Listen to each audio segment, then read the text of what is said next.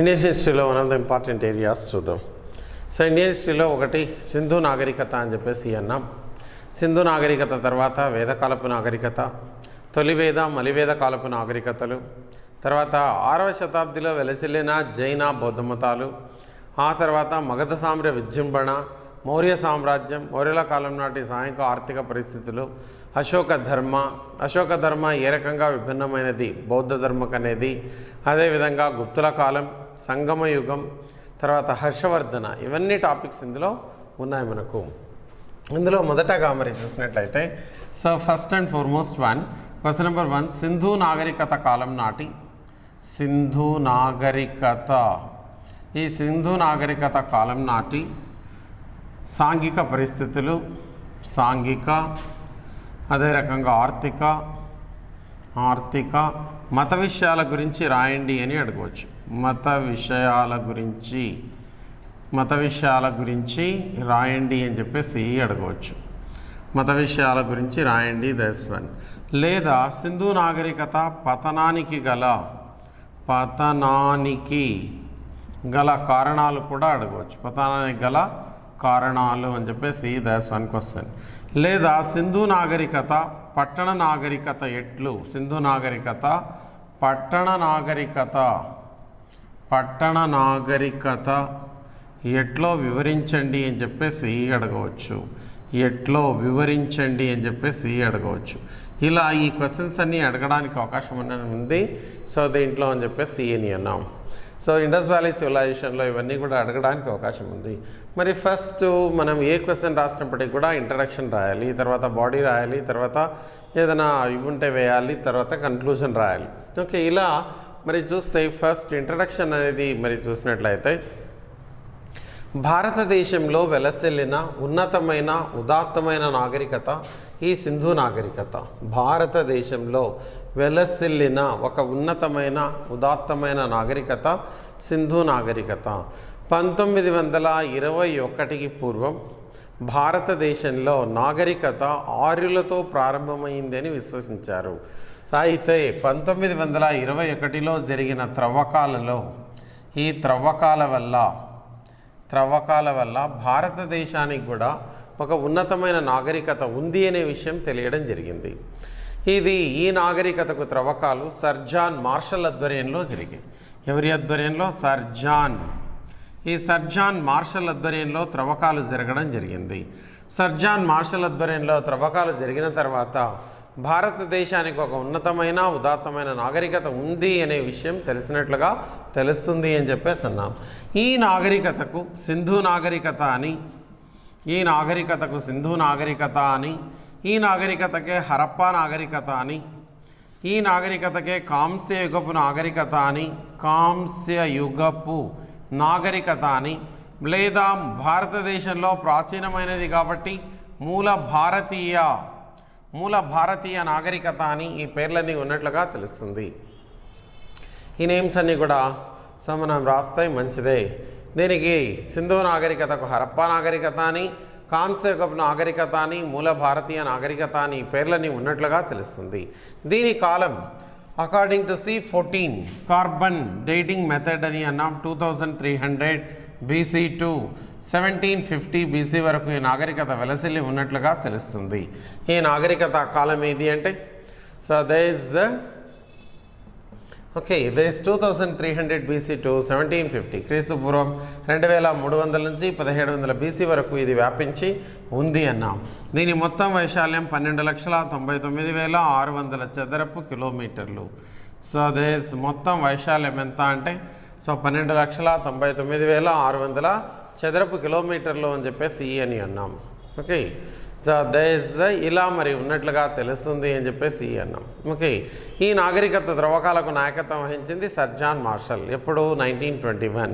ఒక ఉన్నతమైన నాగరికత భారతదేశానికి ఉంది అనే విషయం తెలిసింది. ఈ నాగరికతకు సమకాలీన నాగరికతలు మరి చూసినట్లయితే సమకాలీన నాగరికతలు ఏమున్నాయి అన్నట్లయితే వన్ ఈజ్ మెసొపొటేమియా నాగరికత అని చెప్పేసి అన్నాం. సమకాలీన నాగరికతలు. ఇది యూఫ్రటీస్ టైగ్రిస్ నదుల మధ్య వెలసిల్లినటువంటిది అని తెలుస్తుంది. రెండవది ఈజిప్టు నాగరికత. ఈజిప్ట్ నాగరికత నైలు నది ఒడ్డున వెలసిల్లినటువంటి నాగరికత. ఇదేమో మెసొపొటేమియా, యూఫ్రటీస్ మరియు టైగ్రిస్ అని అన్నాం. ఇక మూడవది చైనా నాగరికత. హయాంగ్హో నది ఒడ్డున వెలసిల్లిన నాగరికత హయాంగ్హో. ఈ హయాంగ్హో నదికే ఎల్లో రివర్ అని కూడా పేరు, పసుపు నది అని కూడా అన్నారు దీన్ని. ఇలా ఈ నాగరికత అనేది ఉన్నతంగా వెలసిలేనట్లుగా తెలుస్తుంది. దీని మొత్తం వైశాల్యం 12,99,600 చదరపు కిలోమీటర్లు అని అన్నాం.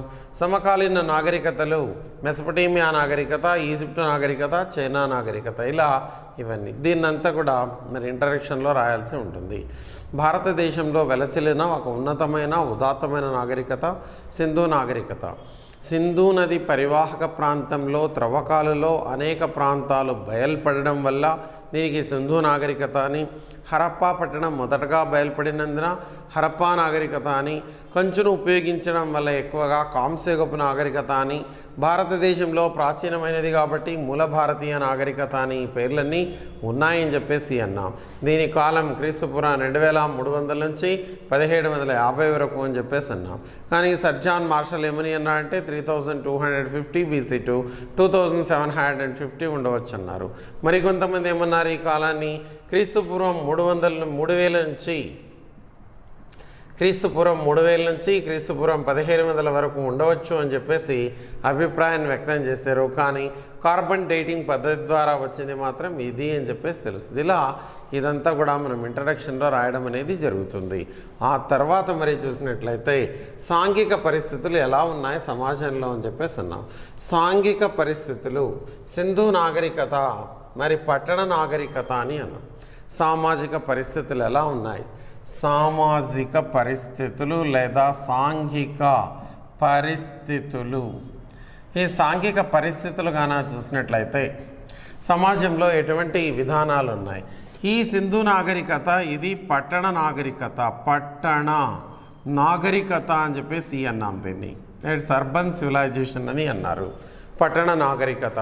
ఎందుకంటే విశాలమైన బలమైనటువంటి రోడ్లకు ఇరువైపులా భవనాలు, అచ్చటచ్చట దీపపు స్తంభాలు, తర్వాత మురుగునీటి వ్యవస్థ, ఇవన్నీ అద్భుతంగా ఏర్పాటు చేయడం వల్ల పట్టణానికి ఉన్నటువంటి హంగులన్నీ ఉండడం వల్ల దీన్ని పట్టణ నాగరికత అని చెప్పేసి అన్నారు.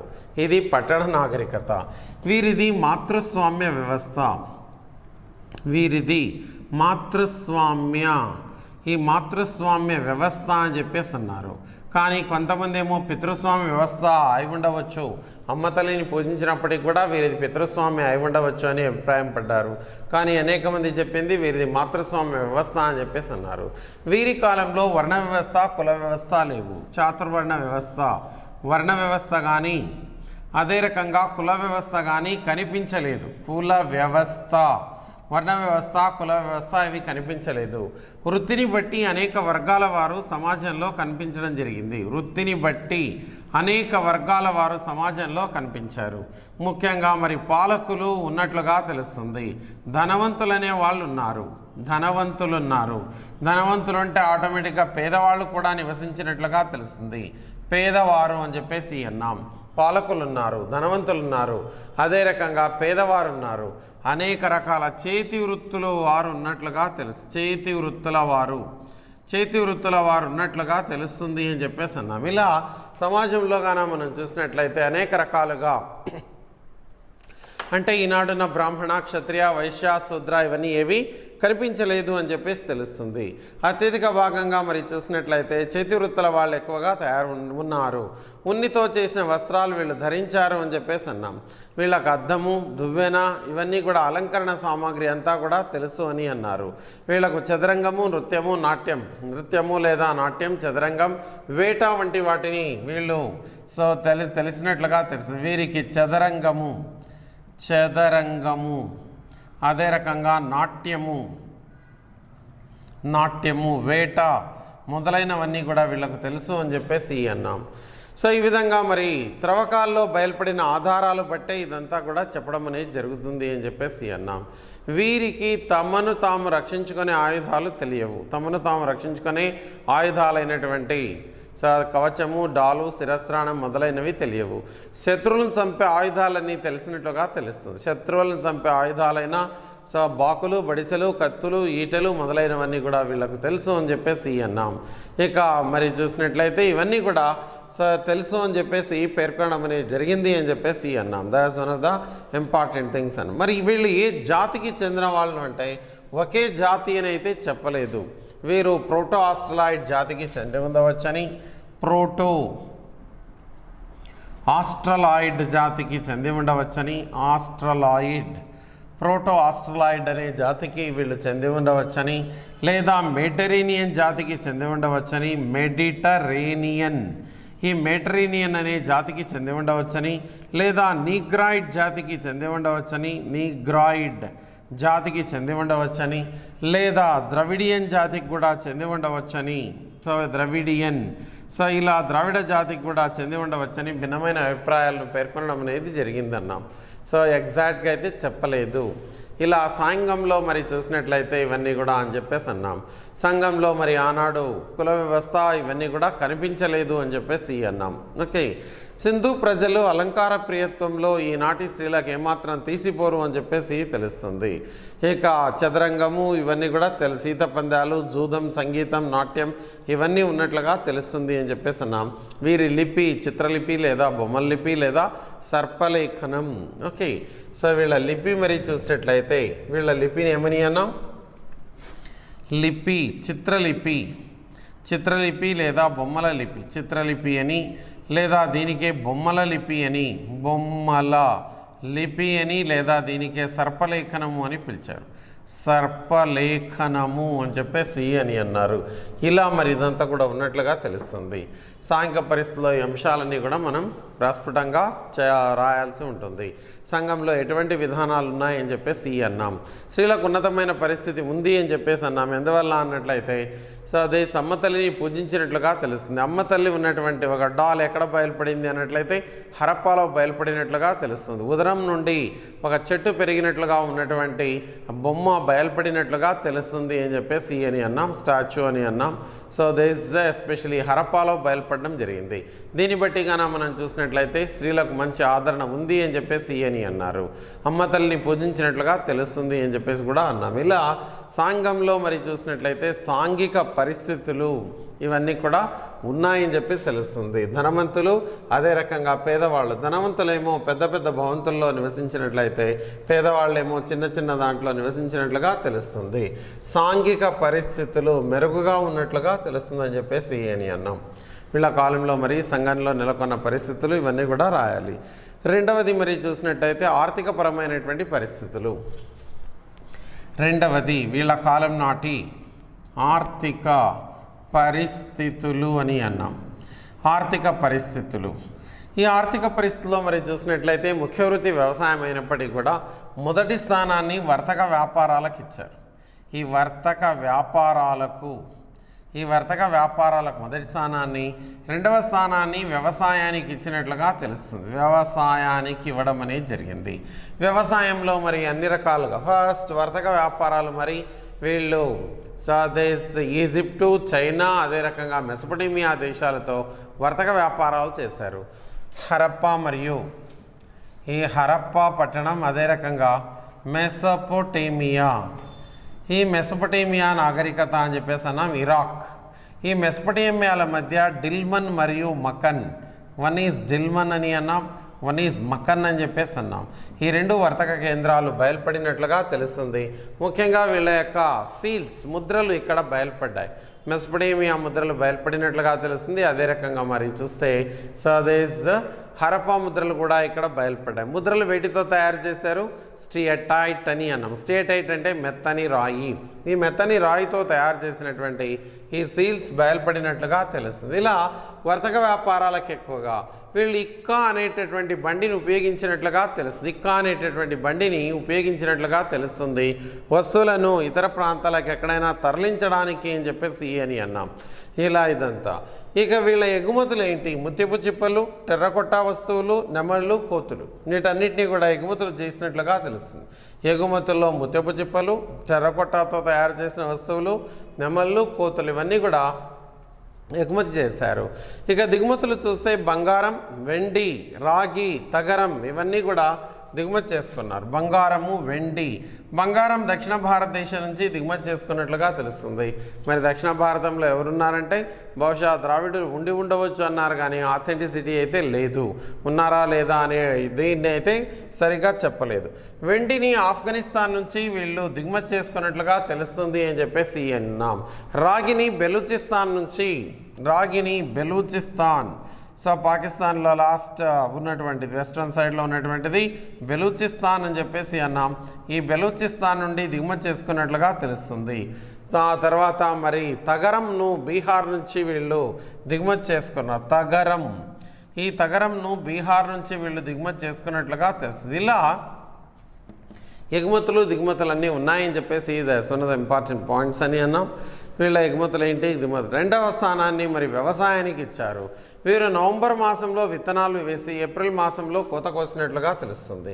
వర్తక వ్యాపారాలు అయిన తర్వాత రెండవ స్థానాన్ని వీరు స్వదేశ్ వ్యవసాయానికి ఇచ్చినట్లుగా తెలుస్తుంది. వ్యవసాయం అనేది కూడా అభివృద్ధి చెందడం జరిగింది అని చెప్పేసి అని అన్నాం.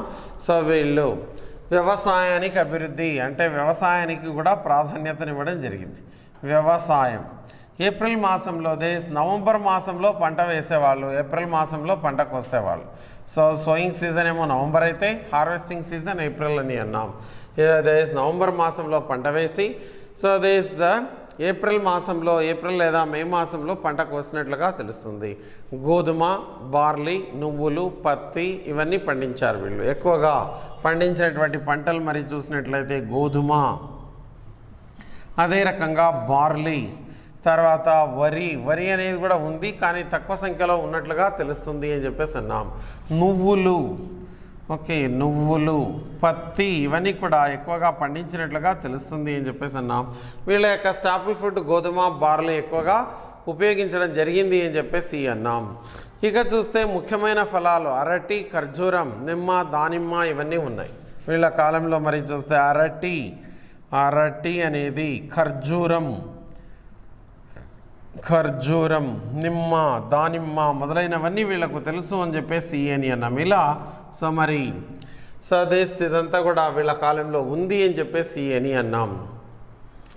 వీళ్ళ కాలంలో ముఖ్యమైన పరిశ్రమలు మరి చూస్తే ఇటుకల పరిశ్రమ, ముద్రణ పరిశ్రమ, పూసలు, గాజుల పరిశ్రమలు, నౌకా నిర్మాణం ఇవన్నీ కూడా పరిశ్రమలు ఉన్నట్లుగా తెలుస్తుంది. వీళ్ళ కాలం నాటి పరిశ్రమలు మరి చూస్తే ఇటుకల పరిశ్రమ అనేది అభివృద్ధి చెందడం జరిగింది. ఇటుకల పరిశ్రమ అని చెప్పేసి అన్నాం. That's one. తర్వాత పూసల పరిశ్రమ, బ్యాంకుల ఇండస్ట్రీ కూడా. గాజుల పరిశ్రమ,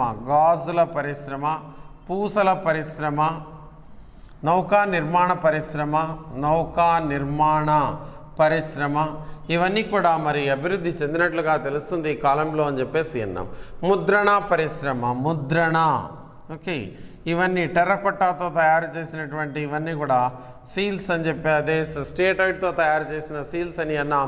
ఇవన్నీ ఈ పరిశ్రమలన్నీ వీళ్ళ కాలంలో అభివృద్ధి చెందినట్లుగా తెలుస్తుంది. సింధు నాగరికత ప్రజలు ఉన్నతంగా ఉదాత్తంగా అభివృద్ధి చెందారని అన్నాం. సో వీళ్ళ నాగరికత పట్టణ నాగరికత అని చెప్పి తెలుస్తుంది.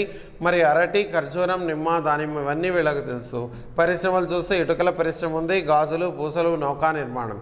వీళ్ళు నౌకా నిర్మాణ పరిశ్రమను లోథల్లో ఏర్పాటు చేశారు. నౌకా నిర్మాణ పరిశ్రమ మరి చూస్తే ఎక్కడ ఏర్పాటు చేశారు? లోథల్. వీళ్ళ ఓడరేవు కూడా లోథల్ అని చెప్పేసి అని అన్నాం. ఈ లోథల్ అనేది ఆర్టిఫిషియల్గా నిర్మాణం చేసుకున్నటువంటి ఓడరేవు. దీని పొడవు 233 మీటర్లు, దీని వెడల్పు 35 మీటర్లు, దీని లోతు 8 మీటర్లు అని చెప్పేసి అన్నాం. ఇలా వీళ్ళు ఏర్పాటు చేసుకున్నటువంటిది ఇటుకలతో నిర్మాణం చేసుకున్నది ఈ ఓడరేవు. అంటే ఇవన్నీ కూడా అభివృద్ధి చెందినట్లుగా తెలుస్తుంది అన్నాం. భూమార్గంలో వెళ్ళినట్లయితే బండ్లను ఉపయోగించారు. ఇక్కా వంటి బండ్లను ఉపయోగించడం జరిగింది అని చెప్పేసి అన్నాం. నౌకా మార్గం గుండా కూడా వెళ్ళేవాళ్ళు. ఇక తమను తాము రక్షించుకునే ఆయుధాలు వీళ్ళకి తెలియవు అని అన్నాం. శత్రువులు చంపే ఆయుధాలు మాత్రం తెలుసు అన్నాం. ఇలా ఆర్థిక పరిస్థితులు చూసినట్లయితే వీళ్ళ కాలంలో మెరుగుగా ఉన్నాయి. నాణ్యాలకు బదులుగా వీళ్ళు ముద్రలు ఉపయోగించడం జరిగింది. వస్తు మార్పిడి పద్ధతి కూడా ఉండవచ్చు అనే అభిప్రాయాన్ని వ్యక్తం చేశారు. వస్తు మార్పిడి పద్ధతి బార్టర్ సిస్టమ్ అని అన్నాం, అది కూడా ఉండవచ్చు అని చెప్పేసి అన్నారు. ఇలా ఇదంతా కూడా మరి చూసినట్లయితే ఆర్థికపరమైనటువంటి పరిస్థితులు అని చెప్పేసి అన్నాం. ఒకటి మరి చూసినట్లయితే వర్తక వ్యాపారాలు, రెండవది వ్యవసాయము, మూడవది పరిశ్రమలు. ఇవి గుర్తుపెట్టుకోవాలి. 3 పాయింట్స్ మీద మనము ఎక్స్పాండ్ చేయొచ్చు ఆన్సర్స్. అలా దాట్స్ వన్. ఇక మతపరమైనటువంటి పరిస్థితులుగానా చూసినట్లయితే వీళ్ళ కాలంలో ఏ రకమైన పరిస్థితులు, మతపరమైన పరిస్థితులు ఉన్నాయి అంటే కర్మ పునర్జన్మ పైన వీళ్ళకు నమ్మకం ఉన్నట్లుగా తెలుస్తుంది. కర్మ పునర్జన్మ పైన నమ్మకం వీళ్లకు ఉంది అని చెప్పేసి అన్నారు. విశ్వ సృష్టికి స్త్రీ శక్తి కారణమని నమ్మినట్లు తెలుస్తుంది. మతపరమైన పరిస్థితులు. ఓకే, విశ్వ సృష్టికి స్త్రీ కారణమని నమ్మినట్లుగా వీరు విశ్వ సృష్టికి స్త్రీనే కారణమని నమ్మినట్లుగా తెలుస్తుంది అని చెప్పేసి అన్నాం. స్త్రీ శక్తి కారణమని నమ్మారు. అమ్మ తల్లిని పూజించడం జరిగింది, భూమాతను పూజించారు. వీళ్ళు అమ్మ తల్లిని పూజించినట్లుగా తెలుస్తుంది, అమ్మ తల్లిని పూజించారు. అదే రకంగా భూమాతను పూజించినట్లుగా తెలుస్తుంది, భూమాతను పూజించడం జరిగింది. ఇవే కాకుండా మరి చూసినట్లయితే పశుపతి మహాదేవ. ఈ పశుపతి మహాదేవను శివుడని పేర్కొన్నది సర్జాన్ మార్షల్. మహాదేవ, ఈ పశుపతి మహాదేవ చుట్టూ 4 జంతువులు కనిపిస్తున్నాయని చెప్పేసి అని అన్నాం. సో అదే ఏనుగు, పెద్ద పులి, ఖడ్గమృగం, దున్నపోతు ఇవన్నీ కూడా కనిపిస్తున్నట్లుగా తెలుస్తుంది. దాని కింద 2 జింకల బొమ్మలు ఉన్నాయి. అలా మరి అవి అదే రకంగా మరి చూస్తే పశుపతి మహాదేవతో పాటు వీళ్ళు పూజించినవి మళ్ళీ ఏం కనిపిస్తున్నాయి మనకు అన్నట్లయితే పావురాన్ని పూజించినట్లుగా తెలుస్తుంది. మూపురం గల ఎద్దును పూజించారు. మూపురం గల ఎద్దును పూజించినట్లుగా తెలుస్తుంది. పావురాన్ని పూజించారు, పావురాన్ని పూజించడం జరిగింది. సర్పాలను పూజించారు, సర్పాలు. సో అనేకంగా మరి ఇవన్నీ కూడా పూజించినట్లుగా తెలుస్తుంది అని చెప్పేసి అన్నాం. అదే రకంగా లింగ పూజ, అగ్ని పూజ కనిపిస్తుంది. లింగ పూజ, సో అదే రకంగా మరి చూస్తే అగ్ని పూజ ఇవి కూడా కనిపిస్తున్నట్లుగా తెలుస్తుంది అని అన్నాం. ఇవన్నీ కూడా మరి ఈ కాలంలో ప్రకృతి ఆరాధన అనేది కూడా కనిపిస్తుంది అని చెప్పేసి అన్నాం. వీళ్ళు రావి చెట్టు, వేప చెట్టును పూజించినట్లుగా తెలుస్తుంది. ప్రకృతి ఆరాధన కూడా కనిపిస్తుంది వీళ్ళ కాలంలో. మరి చూస్తే ప్రకృతి ఆరాధన కూడా కనిపిస్తుంది వీరు. సో వేప చెట్టును పూజించినట్లుగా తెలుస్తుంది, రావి చెట్టును కూడా పూజించినట్లుగా తెలుస్తుంది అని చెప్పేసి అన్నాం. దీన్ని బట్టి చూసినట్లయితే ప్రకృతి ఆరాధన వీళ్ళు ఆచరించారు, ఆదరించారని చెప్పేసి తెలుస్తుంది. ఓకే, ఇక చూసినట్లయితే పునర్జన్మపై విశ్వాసం కలదు అని అన్నాం. పునర్జన్మపై విశ్వాసం కలదు. వీళ్ళ సమాధులు త్రవ్వకాల్లో బయలుపడడం జరిగింది. ఆ సమాధుల్లో వీళ్ళకి ఇష్టమైన వస్తువులన్నీ పెట్టి పూడ్చిపెట్టినట్లుగా తెలుస్తుంది అన్నాం. మరణించిన తర్వాత 3 రకాలుగా వీళ్ళు చేసేవాళ్ళు. అంటే క్రిమేషన్ అనేది ఒకటి డెడ్ బాడీని పూడ్చిపెట్టడం, శవాన్ని పూడ్చిపెట్టడం. రెండవది మొదట శవాన్ని కాల్చి ఆ బూడిదనంతా ఒక కుండలో వేసి పూడ్చిపెట్టిన ఆరన్ బరియల్ అని అన్నారు. లేదా మూడవది ప్రకృతికి వదిలివేసేవాళ్ళు. They use to leave the dead body to nature అని చెప్పేసి అన్నారు. ఇలా 3 పద్ధతులు వీళ్ళ కాలంలో ఉన్నట్లుగా తెలుస్తుంది అని చెప్పేసి అని అన్నాం.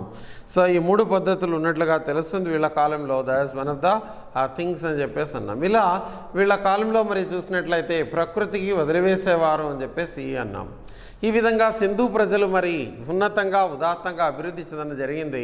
ప్రపంచంలోని ఇతర నాగరికతలతో పాటు భారతదేశాన్ని కూడా ముందుకు నడిపించి ముందుకు తీసుకెళ్ళినటువంటి ఘనత ఈ సింధు ప్రజలది అని చెప్పేసి అన్నాం. ప్రజలు ఎలా ఉన్నారు అంటే మరి నల్లగా, పొట్టి చేతులు కలిగి ఉండి ఉంగరాల జుట్టు కలిగి ఉన్నట్లుగా తెలుస్తుంది. ఈ ప్రజలు ఎలా ఉన్నారు? ఆజానుబాహులా వీళ్ళు.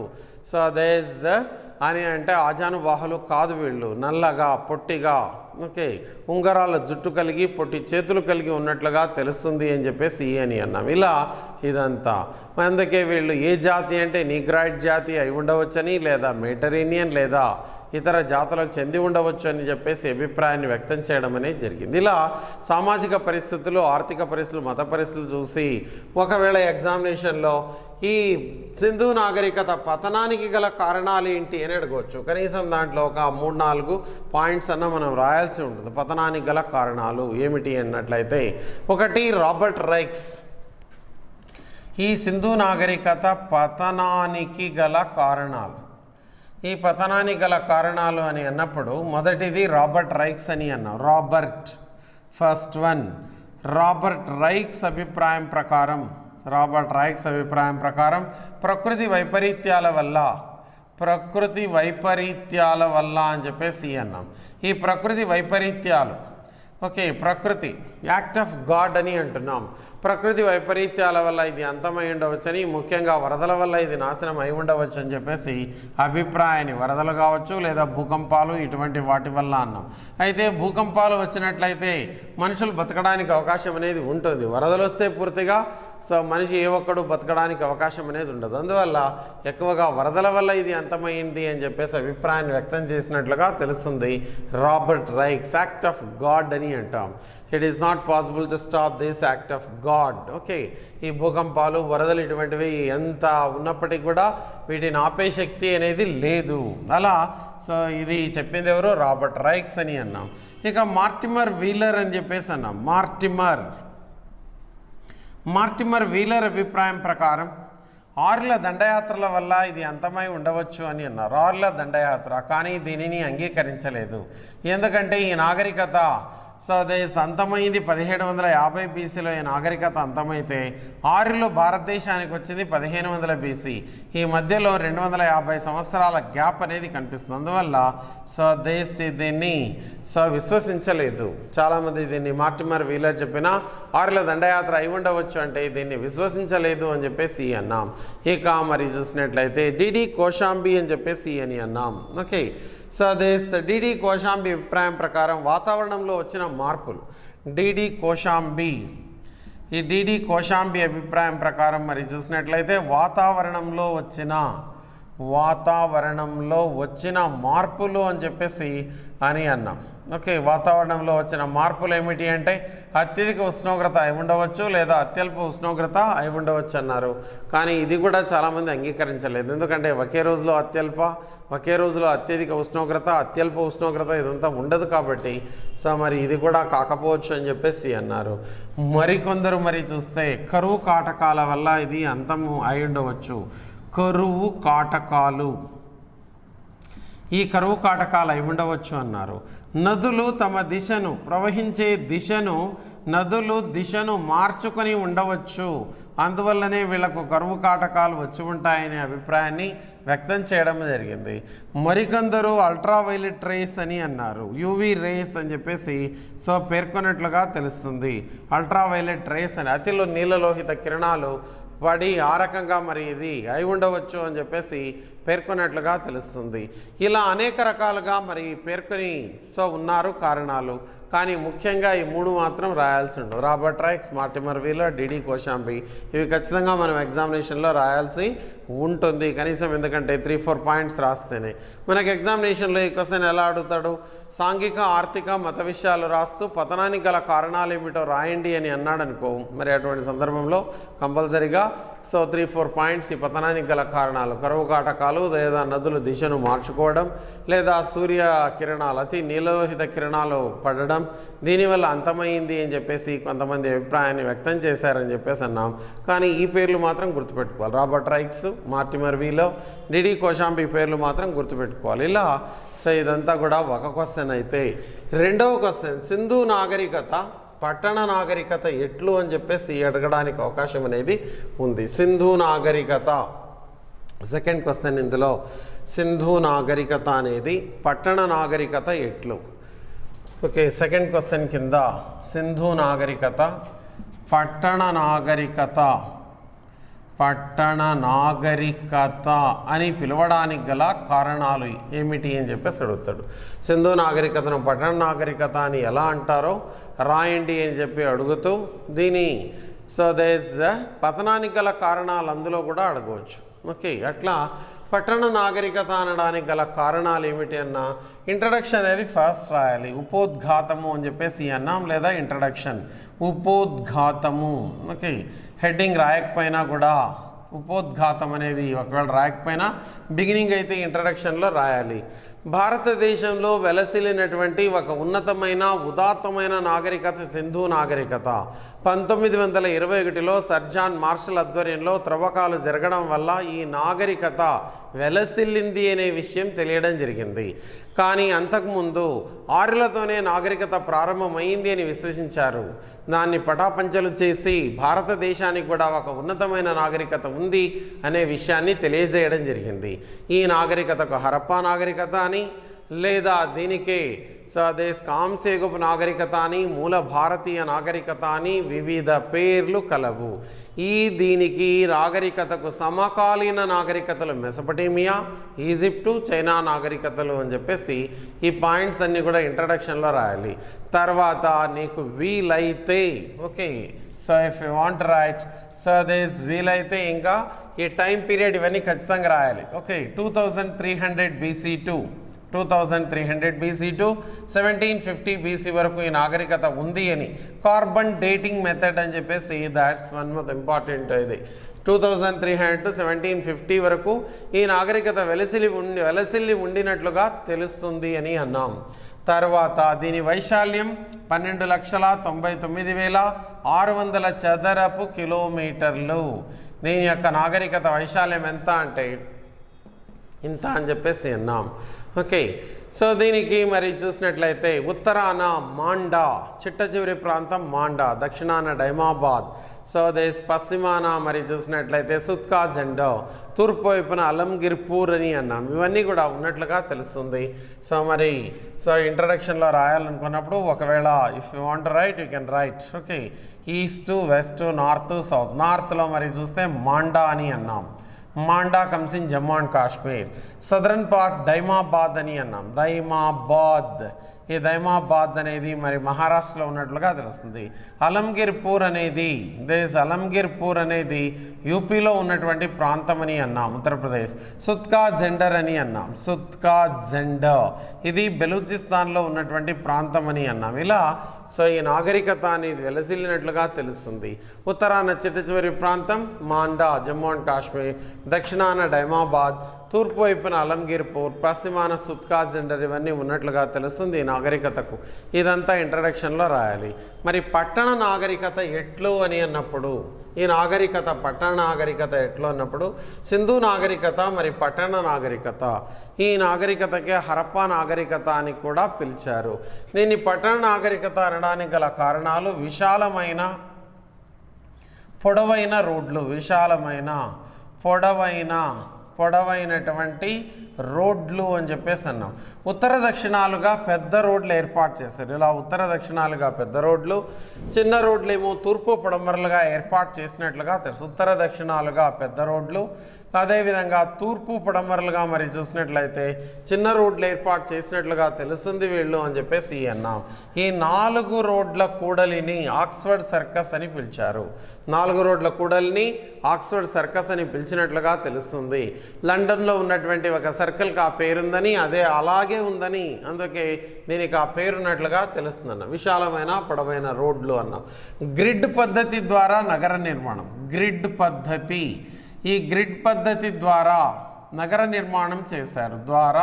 నగర నిర్మాణము ఒకటి ఎలా ఉంటే ఇంకోటి కూడా అదే విధంగా నిర్మాణం చేశారు. దాన్ని ఏమని అంటున్నాం, గ్రిడ్ సిస్టమ్ అని చెప్పేసి పేర్కొన్నారు. గ్రిడ్ పద్ధతి అని చెప్పేసి దాన్ని పేర్కొన్నట్లుగా తెలుస్తుంది. గ్రిడ్ పద్ధతి ద్వారా నగర నిర్మాణం చేసినట్లుగా తెలుస్తుంది అని చెప్పేసి అన్నాం. గ్రిడ్ పద్ధతి ద్వారా నగర నిర్మాణం జరిగినట్లుగా తెలుస్తుంది. That's one of the important points. ఇక చూస్తే రోడ్లకు ఇరువైపులా భవనాలు ఏర్పాటు చేశారు. రోడ్లకు ఇరువైపులా కాల్చిన ఇటుకలతో భవన నిర్మాణం చేశారు. కాల్చిన ఇటుకలతో భవన నిర్మాణాలు చేశారు. దీంట్లో 2 అంతస్తులు 3 అంతస్తుల భవనాలు ఉన్నట్లుగా తెలుస్తుంది. పెద్ద ఇంటిలో 6 గదులు ఉన్నట్లుగా తెలుస్తుంది. 6 గదులు ఉన్నట్లుగా తెలుస్తుంది అని చెప్పేసి అని అన్నాం. పెద్ద ఇంటిలో పెద్ద కాల్చిన ఇటుకలతో ఉపయోగించడం జరిగింది అని అన్నాం. రోడ్లకు ఇరువైపులా ఎంట్రన్సెస్ మాత్రం ద్వారాలు రోడ్డుకు వెనుక వైపున ఏర్పాటు చేశారు. రోడ్డుకు వెనుక వెనుక వైపున ఏర్పాటు చేశారు. రోడ్డుకు వెనుక వైపున ఏర్పాటు చేశారు. ఎందుకంటే రోడ్డు వైపున వీళ్ళు సావులు, గొర్రెలు, మేకలు ఇటువంటివన్నీ తీసుకెళ్ళినప్పుడు డస్ట్ అంతా ఇంట్లోకి వస్తుంది అనేది ఒకటైతే వీళ్ళ ఇండ్లకు ద్వారాలు లేవు. ప్రైవసీ కోసం అలా ఏర్పాటు చేసుకొని ఉండవచ్చు అని చెప్పేసి అని అన్నారు. సో ఇలా రోడ్డుకు వెనక వైపున ఏర్పాటు చేసుకోవడం అనేది కూడా that's one of the important points. ఇక అచ్చటచ్చట దీపపు స్తంభాలు ఏర్పాటు చేశారు. దీపపు స్తంభాలు, ఈ దీపపు స్తంభాలు ఏర్పాటు చేయడం అనేది కూడా ఒకటి. తర్వాత చెత్త కుండీలు ఏర్పాటు చేశారు. అక్కడక్కడ చెత్త కుండీలు ఇవన్నీ ఎక్కడ కనిపిస్తాయి?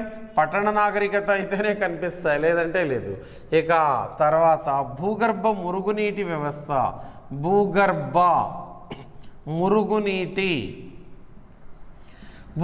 మురుగునీటి వ్యవస్థ ఇవన్నీ కూడా కనిపిస్తున్నట్లుగా తెలుస్తుంది.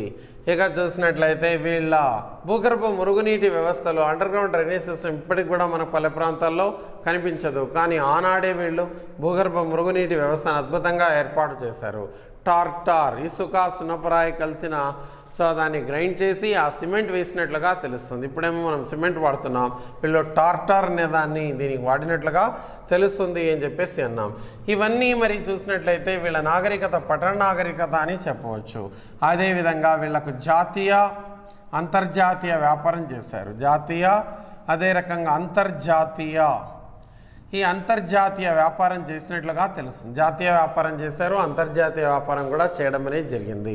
వీళ్ళు తమ నాణ్యాలు కాకుండా ముద్రలు ఎక్కువగా ఉపయోగించారు. ముద్రలు అని అన్నాం. ఈ ముద్రలను స్టియటైట్తో తయారు చేశారు. స్టియటైట్ అని అన్నాం. స్టియటైట్తో ముద్రలు తయారు చేశారు. వీళ్ళకు బంగారము, వెండి ఇవన్నీ కూడా తెలుసు. బంగారము, వెండి ఇవన్నీ.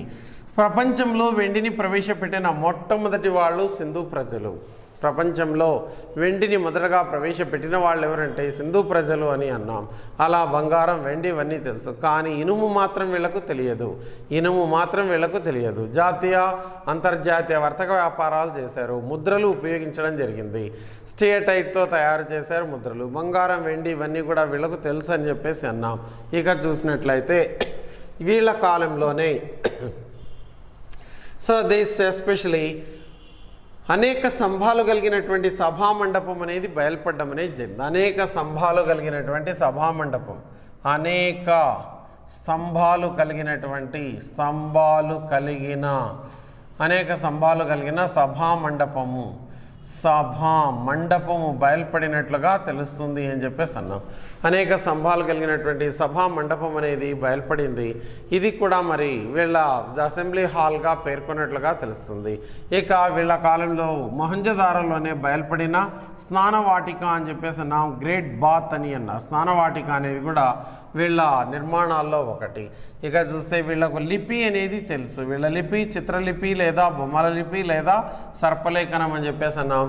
ఇవన్నీ ఉన్నాయి కాబట్టి ఇవన్నీ చూసి దీన్ని ఏమని అన్నారు? పట్టణ నాగరికత అని చెప్పేసి పేర్కొన్నట్లుగా తెలుస్తుంది. పట్టణ నాగరికత అనడానికి కారణాలు ఏంటి అన్నట్లయితే అన్ని పాయింట్స్ కానీ రాసినట్లయితే నెంబర్ ఆఫ్ పాయింట్స్ అవుతాయి. పారావైజ్గానే రాయాలి. ఓకే, సో పాయింట్ వైజ్ కాకుండా పారావైజ్గానే రాయండి. కానీ రాసేటప్పుడు ఈ పాయింట్స్ అన్ని కవర్ అయ్యేలాగా చూసుకోవాలి. ఓకే, సో దీని పెద్దమైనటువంటి విశాలమైన రోడ్ల నిర్మాణం అనేది దాట్స్ వన్ ఇంపార్టెంట్. గ్రిడ్ పద్ధతి ద్వారా నగర నిర్మాణం. రోడ్లు 90 డిగ్రీల కోణంలో ఖండించుకోవడం అనేది జరిగింది. 4 రోడ్ల కూడల్ని ఆక్స్ఫర్డ్ సర్కస్ అని పిలిచారు. అదేవిధంగా అచ్చటచ్చట దీపపు స్తంభాలు, తర్వాత భూగర్భ మురుగునీటి వ్యవస్థ, చెత్త కుండీలు ఇవన్నీ పట్టణానికి ఉన్నటువంటి హంగులన్నీ తెలియజేస్తున్నాయి కాబట్టి దీన్ని పట్టణ నాగరికత అన్నాం. ఇక అంతర్జాతీయ వర్తక వ్యాపారాలు చేయడం ఇది కూడా ఒక అంశం అని చెప్పేసి తెలుస్తుంది. లిపి అనేది కూడా ఒకటి. చిత్రలిపి లేదా బొమ్మల లిపి లేదా సర్పలేఖనం అని చెప్పేసి అన్నాం. ఇవన్నీ కూడా ఇదంతా కూడా ఉన్నట్లుగా తెలుస్తుంది. సో స్నానవాటిక మరి ఏర్పాటు చేశారు. స్నానవాటిక అని చెప్పేసి అన్నాం. That's also one of the important points. ఈనాటి స్విమ్మింగ్ పూల్ లాగా దీన్ని ఏర్పాటు చేసినట్లుగా ఈ అంశాలన్నీ చూసి మరి దీన్ని ఏమని అన్నామంటే వీళ్ళకి ఇండస్ట్రీస్ పరిశ్రమలన్నీ కూడా తెలుసు. షిప్ బిల్డింగ్ ఇండస్ట్రీ ఏర్పాటు చేయడం జరిగింది, పరిశ్రమలన్నీ కూడా ఏర్పాటు చేశారు. పట్టణ ప్రాంతం అయితేనే ఇవన్నీ అభివృద్ధి చెందడం జరుగుతుంది. పరిశ్రమలు, ఈ పరిశ్రమల్లో మరి చూసినట్లయితే ముఖ్యంగా స్వదేశ్ నౌకా నిర్మాణ పరిశ్రమ, గాజులు పూసల పరిశ్రమ, ఇటుకల తయారీ పరిశ్రమ, ఇటుకల పరిశ్రమ అభివృద్ధి బాగా చెందినట్లుగా తెలుస్తుంది. ఇటుకలు, ఈ ఇటుకలు తయారు చేసేటటువంటి పరిశ్రమ అని చెప్పేసి అన్నాం. షిప్ బిల్డింగ్ ఇండస్ట్రీ నౌకా నిర్మాణ పరిశ్రమ, నౌకా నిర్మాణ పరిశ్రమ అన్నాం. గాజులు పూసల పరిశ్రమలు, సో ఇవన్నీ కూడా కుండలు తయారీ చేసేటటువంటి పరిశ్రమలు, గాజులు పూసలు. సో అదే రకంగా కుండలు తయారు చేసేటటువంటి పరిశ్రమలు ఇవన్నీ కూడా అభివృద్ధి చెందడం జరిగింది అన్నాం. ఇవన్నీ చూసినట్లయితే ఇది పట్టణ నాగరికత అని చెప్పవచ్చు అని అన్నాం. మనకు మరి పతనానికి కారణాలు ఏమిటి అని ఇందులో కూడా అడగవచ్చు, అందులో అయినా ఇందులో అయినా. సో రెండు కలిపి అడగడానికి అవకాశం ఉంది. ఒకవేళ పతనానికి అడిగినట్లయితే వన్ ఈజ్ రాబర్ట్ రైక్స్ అభిప్రాయం, రెండవది మార్టిమర్ వీలర్ అభిప్రాయం, మూడవది డిడి కౌశాంబి. వాతావరణంలో వచ్చిన మార్పుల వల్ల ఇది అంతమై ఉండవచ్చు, అత్యధిక లేదా అత్యల్ప ఉష్ణోగ్రత వల్ల ఇది అంతమై ఉండవచ్చు అని చెప్పింది ఎవరంటే డిడి కౌశాంబి. మార్టిమర్ వీలర్ ఏమో ఆరుల దండయాత్రల వల్ల ఇది అంతమైందని పేర్కొన్నది మార్టిమర్ వీలర్. అలా కాకుండా రాబర్ట్ రైక్స్ మరి చూసినట్లయితే ఈ నాగరికత ఎలా అంతమైందంటే సో ప్రకృతి వైపరీత్యాలు, వరదల వల్ల ఇది అంతమై ఉండవచ్చు అని చెప్పేసి అలా పేర్కొనడం జరిగింది. ఏది ఏమైనప్పటికీ కూడా ఈ క్వశ్చన్ అయితే సింధు నాగరికత మీద ఏదో ఒకటి అడగడానికి అవకాశం అయితే ఉంది. మనకు సింధు నాగరికత మీద ఏదో ఒకటి అడగడానికి అవకాశం అయితే ఉంది. అందువల్ల దీన్ని జాగ్రత్తగా నేర్చుకోవాలి. దట్ వితిన్ 12 minutes 12 నిమిషాల్లో రాయగలిగి ఉండాలి. ఎందుకంటే మనం రాయాల్సిన క్వశ్చన్స్ మొత్తం హిస్టరీలో 10 క్వశ్చన్లు ప్లస్ జియోగ్రఫీ 5, మొత్తం క్వశ్చన్లు 15. ఈ 15 క్వశ్చన్లు రాయడానికి మనకి ఇచ్చిన టైం ఎంత అంటే 3 hours. ఈ 3 hours అంటే 180 minutes అని చెప్పేసి అన్నాం. 180/15 వేసినట్లయితే 12 నిమిషాల్లో మనం ఖచ్చితంగా రాయాలి. మరి అంశాలన్నీ కూడా మీరు రాయగలిగితే so 100% we can secure 7 marks 8 marks మనకు రావడం అనేది జరుగుతుంది. సో ప్రతి క్వశ్చన్కు 7 marks వస్తాయి, ఆటోమేటిక్గా 100 అనేది దాటుతాయి. ఓకేనా? So right.